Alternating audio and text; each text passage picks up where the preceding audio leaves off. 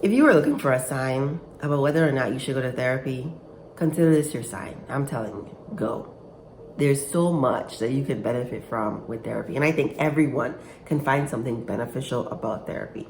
In this video, I am going to cover what it was like for me going to therapy for the first time. Hey, welcome to my channel. This is Spirit Soul Sense, information for your soul. I am Shareece, and last time I checked, I'm also a clinical psychologist, but that's really neither here nor there. I really just want to give you the experience of me being the client and what it was like for me the first time I went to therapy. So I did not go to therapy until I was in grad school. I had wanted to before, like it was not always. I was gonna say it was always something I wanted. No. When I learned about what therapy was, I became very intrigued and interested. I do a lot of like self-analyzation, overthinking, but I really am focused on being a better person, and therapy is one of those ways that you can learn to be a better person. So I was attracted to the idea of it when I learned about therapy. When I was in grad school, I gained all of this, what felt like insider information about, theoretical orientations, different theories.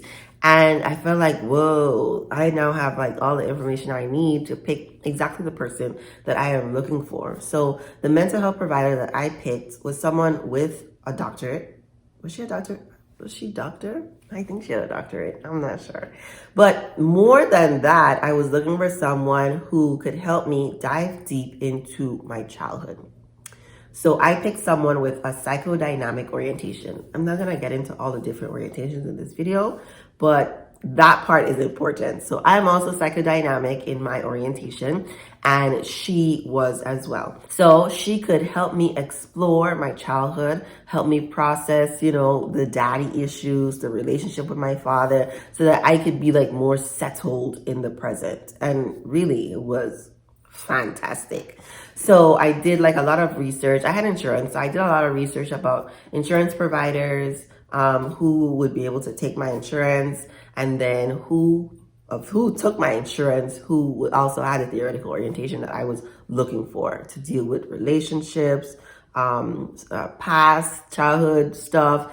And I found her. So the first time I went into her practice, she had one of those setups where the door you enter in is not the door you leave. I think to protect client privacy. So you come in, there is a waiting room, and then you go through in the back to where her office is. But then when you're done with treatment, you exit, you never go back into the waiting room. You exit from a different door so that whoever's waiting there doesn't see you, like your paths never cross. I liked that. I liked that she was thinking about the privacy. I think, so race was not an important factor when I was picking my therapist. Right? I really had a specific thing that I wanted to get. Race was also not what I wanted to discuss. Race was not salient for me at this point, and I wasn't really interested in diving deep into what it meant to be Black, or, I was in Miami. What it meant to, that wasn't important to me. I really wanted to focus on my childhood. And she had a lot of expertise on childhood trauma. My childhood wasn't particularly traumatic, but I think we all go through things in childhood that we can process and deal with in a more healthy way. So that's why I picked her. So we're there, walk back to her office, books, like books everywhere. And she did like an intake. I say like an intake because it felt unlike the intakes that I usually do. It's the initial clinical interview. So she did the initial clinical interview in a very informal way. So I know there's whole like, people write out all the detailed questions to ask, and some people don't. They just like, not wing it. Wing it would not be the right word, but they go based on their clinical judgment. And so that's what she did. She asked me questions about my family. She asked me about what I was doing now. And she really painted the picture of who I am, what it is that I wanted to work on during that first session. But the first session really felt like a first therapeutic therapy session. To me, as a clinician, it didn't feel like an intake. It just didn't feel like I'm only gathering information. It really felt like a back and forth, and I really enjoyed it. Enjoyed it so much, I went back, and I kept seeing her for maybe 9 months. I really can't remember. I keep saying I'm gonna look, but I really can't remember. But I kept seeing her until I aged out. So I was turning 26, and my insurance was gonna be kaput. All of my mother's insurance. So we saw each other weekly. I think weekly, unless you have like some significant inpatient, I think weekly is fine to go.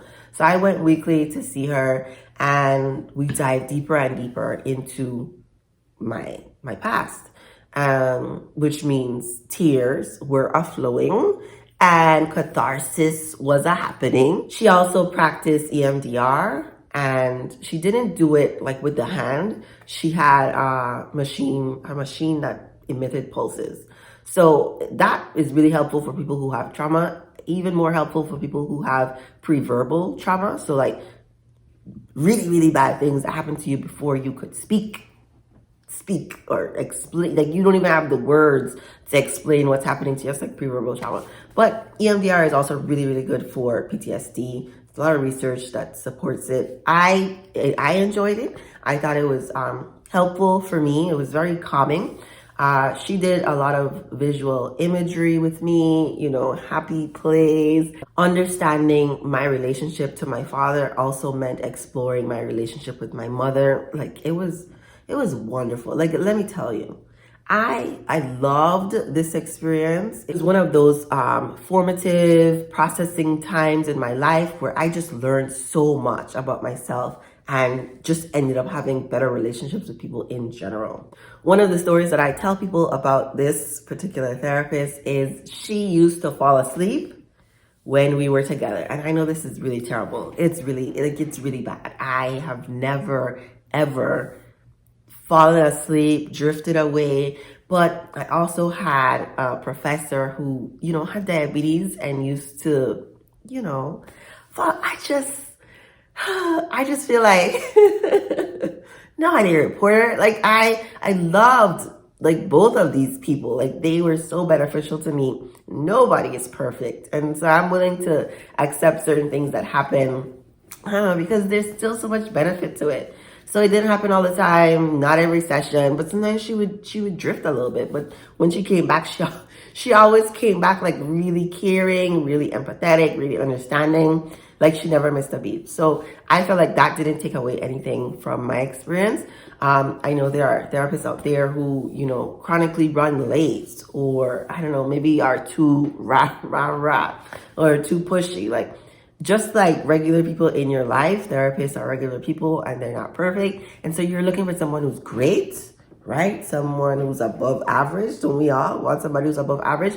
But really at the end of the day, what you're looking for is someone to help push you to understand yourself better. They're really not giving you anything that you don't have in yourself. They may be helping you pivot, see things a little bit differently, providing you tools to help you function better. But it all comes from you. The therapist is not going to fix you. They just kind of help you along the way of helping yourself, really is what it is. And so I loved my first therapist. My second therapist, I'll talk about it in another video. I call my healer. Very, very different to my first therapist. So let me know if you are considering going to therapy. What you think about my experience. Did you have a similar experience? Remember to like, subscribe, share this video with someone you think it may help, and thank you for watching.